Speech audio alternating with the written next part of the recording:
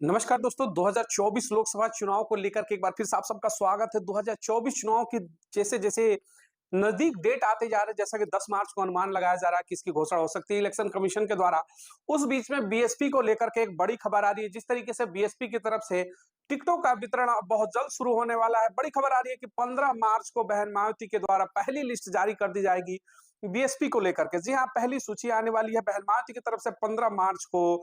जिस तरीके से उसमें तमाम वो बड़े चेहरे हैं जिनके नामों के ऊपर बहन मायावती की मुहर लग चुकी है, बंद लिफाफे के अंदर वो तमाम चीजें पड़ी हुई हैं। तो चलिए कुछ चीजों पर हम आपको चर्चाएं शुरू करते हैं। तमाम वो सीटें हैं जो खुल करके अभी सूत्रों के हवाले से खबर आ रही है कि ये बड़े चेहरे हैं जो कि पहली बार मौका मिल सकता है बीएसपी की तरफ से। बीएसपी अपनी तमाम तैयारियों को लेकर हालांकि जानी जाती है कि हर चीजें बहन मायावती के दरवाजे से होकर के गुजरती है। हालांकि इस बार 2024 लोकसभा चुनाव की अगर हम बात करते हैं तो बहन मायावती ने सारे समीकरण बदल करके इस बार नए तरीके से टिकट वितरण को लेकर के तैयारियों में लगी हुई है। हर बार की तरह इस बार कहा जा रहा है कि अपने कार्यकर्ताओं के ऊपर बीएसपी ज्यादा फोकस कर रही है इस समय। जो कार्यकर्ता, जो कैडर उनके साथ लंबे समय से रह चुके हैं, जो कोऑर्डिनेटर, प्रभारी, तमाम ऐसे बड़े चेहरे होंगे जिनको इस बार बीएसपी मैदान में उतारने की तैयारियां है, ना कि किसी बड़े चेहरे के ऊपर।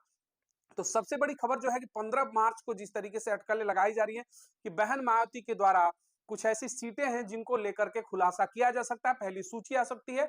और इन मुद्दों में सबसे बड़ा बात निकल कर आ रहा है कि जो पहली सूची होगी उसमें मुस्लिम चेहरों को सबसे ज्यादा जगह दी जाएगी।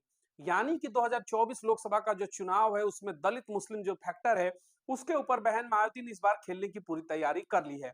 तो चलिए उन तमाम सीटों को आपको बताते हैं विस्तार से वीडियो में कि कहां पर, किस सीट पर कौन सा मुस्लिम चेहरा होगा, किन संभावित चेहरों के ऊपर इस समय बहन मायावती दाव लगा सकती है। इंडिया गठबंधन हालांकि बन चुका है, उसके विरोध में तीसरे मोर्चे में बहन मायावती का नेतृत्व है। ओवैसी और मायावती के गठबंधन की भी घोषणा जल्द ही 15 मार्च से पहले होने की उम्मीदें हैं। तो चलिए कुछ लोकसभा की सीटों को आपको हम विस्तार से जानकारी देते हैं कि कहाँ कौन सा चेहरा बहन मायावती की तरफ से मुस्लिम चेहरा हो सकता है। सबसे पहले हम बात करेंगे आजमगढ़ की। जी हाँ, आजमगढ़ वो लोकसभा सीट है जो चर्चित रहती है। पूर्व मुख्यमंत्री और रक्षा मंत्री स्वर्गीय मुलायम सिंह यादव वहां से रह चुके, उसके बाद अखिलेश यादव। और उपचुनाव में जिस तरीके से विधानसभा के बाद सीटें खाली हुई तो वहां से इस समय वर्तमान में भोजपुरी के स्टार निरहुआ, जी हाँ, वहां से सांसद चुन करके गए हैं। हालांकि उस चुनाव में बुरी तरीके से पराजय हुई थी समाजवादी पार्टी की। अगर हम बात करते हैं तो वहां पर जिस तरीके से धर्मेंद्र यादव को बुरा हार का सामना करना पड़ता। बसपा की तरफ से वहां पर गुड्डू जमाली को जिस तरीके से प्रत्याशी बनाया गया था उपचुनाव में, वहां पर गुड्डू जमाली ने बीएसपी की तरफ से अच्छा वोट बैंक पाया था, लगभग 2.5 लाख वोटों से ऊपर पाए। और तीसरे नंबर पर वहां पर समाजवादी पार्टी पहुंच गई। तो समझिएगा कि आजमगढ़ में जो बीएसपी की अपनी वोट बैंक की पकड़ है वो बेहतर है। तो सबसे बड़ा रोमांचक सीट इस बार का होने वाला है। आजमगढ़ को लेकर के चर्चा है कि बीएसपी आजमगढ़ से जिस तरीके से गुड्डू जमाली प्रत्याशी थे, हालांकि वो समाजवादी पार्टी का दामन थाम चुके हैं, क्योंकि सपा को भी लगा कि शायद जो पिछली बार हार का सामना करना पड़ा धर्मेंद्र यादव को, गुड्डू जमाली को अगर अपने साथ लेते हैं तो मुस्लिम वोट बैंक में शायद कटौती ना हो और फिर से जो आजमगढ़ की सीट है वो समाजवादी पार्टी के खेमे में चली जाए। लेकिन सबसे बड़ा जो निर्णय आ रहा है इस समय बहन मायावती का चौंकाने वाला फैसला है कि आजमगढ़ से ही अगर हम बात करते हैं तो मुस्लिम चेहरे को उतारने की तैयारी में फिर से बीएसपी लग गई है। जी हाँ, गुड्डू जमाली को चुनौती देने के लिए इस बार आदिल शेख को प्रत्याशी बनाया जा सकता है। जी हाँ, बड़ी खबर है इस वक्त की। 2024 लोकसभा चुनाव में आजमगढ़ में बड़ा फेरबदल होने की फिर से तैयारियों में है। मायावती ने कर दिया है बड़ा खेल, आदिल शेख को बना रही है इस बार प्रत्याशी। लगभग लगभग ये चीजें फाइनल है। हालांकि जो अंतिम सूची है, फाइनल सूची है बहन मायावती की, 15 मार्च को वो घोषित हो जाएंगे। लेकिन बड़ी खबर आ रही है कि आदिल शेख को गुड्डू जमाली के एवज में फिर से आजमगढ़ से उतारने की तैयारी में बहन मायावती है। आपको बता दें कि पूर्व विधायक है आदिल शेख।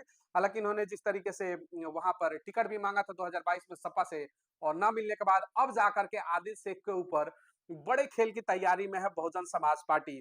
उनके द्वारा जिस तरीके से आदिल शेख को प्रत्याशी बनाया जाएगा तो फिर से कहीं ना कहीं दलित मुस्लिम जो समीकरण है वो कहीं ना कहीं हालात खराब करने वाले बन जाएंगे समाजवादी पार्टी और भारतीय जनता पार्टी दोनों के लिए। आजमगढ़ में मुश्किल है। चलिए अगले अगर लोकसभा सीट की हम बात करते हैं तो अयोध्या, अयोध्या में भी फिर से मुस्लिम चेहरा इस बार उतारने की तैयारी में है बहन मायावती। ये बड़ी खबर खुल करके आ रही है। अयोध्या को मैं बता दूं जिस तरीके से वहां पर मुस्लिम आबादी भी बेहतर है, मुस्लिम वोटरों की संख्या अच्छी खासी अयोध्या में है, और साथ ही साथ दलित समाज के वोट बैंक भी बड़े तादाद में है अयोध्या के अंदर।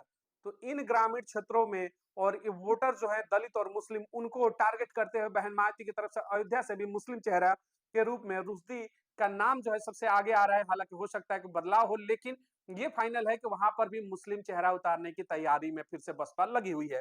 वहीं अगर हम बात करते हैं घोसी की, जैसे कि 2019 का जो लोकसभा चुनाव हुआ था उसमें इंडिया गठबंधन की तो उस समय मौजूदगी नहीं थी, लेकिन उसके ही तर्ज पर उस समय सपा और बसपा का गठबंधन यूपी का सबसे बड़ा गठबंधन था। उस गठबंधन में घोसी लोकसभा सीट से बीएसपी की जीत हुई थी। अतुल राय वहां से भारी मतों से विजयी हुए थे।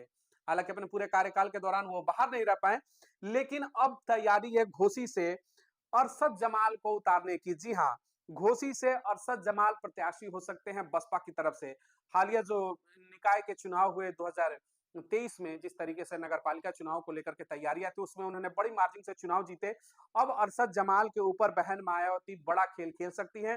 पूरी तैयारी है कि घोसी में जिस तरीके से दलित मुस्लिम समीकरण कहते हैं कि बेहतर है, दलित वोट बैंक की अगर हम बात करते हैं एससी एसटी की, तो बड़ी तादाद में वोट बैंक की संख्या बताई जाती है जिस तरीके से घोसी के अंदर, तो घोसी में भी मायावती फिर से दलित मुस्लिम समीकरण खेलने को तैयारी में पूरी लगे हुए हैं। अरशद जमाल प्रत्याशी हो सकते हैं, संभावित प्रत्याशियों में है। अब बात करते हैं कि और किन लोकसभा सीटों में मुस्लिम मतदाताओं को उतारने की तैयारी में बीएसपी लगी हुई है। उसमें प्रमुख रूप से अगर हम आपको बता दें कि दलित मुस्लिम जो फैक्टर है, इस बार बहन मायावती के साथ अकबरुद्दीन ओवैसी की जिस तरीके से गठबंधन की चर्चाएं तेज हो चुकी है, लगभग अंदर खाने से बात भी फाइनल हो चुकी है। इंतजार है इलेक्शन कमीशन के चुनाव की घोषणा की, उसके बाद ये गठबंधन की घोषणा भी अगले दिन सुनने को आपको मिल सकती है। बड़ी खबर होगी उत्तर प्रदेश से। तो अगली सीटों पर बताते हैं दलित मुस्लिम समीकरण बहन मायावती के नजरों में कहां पर है।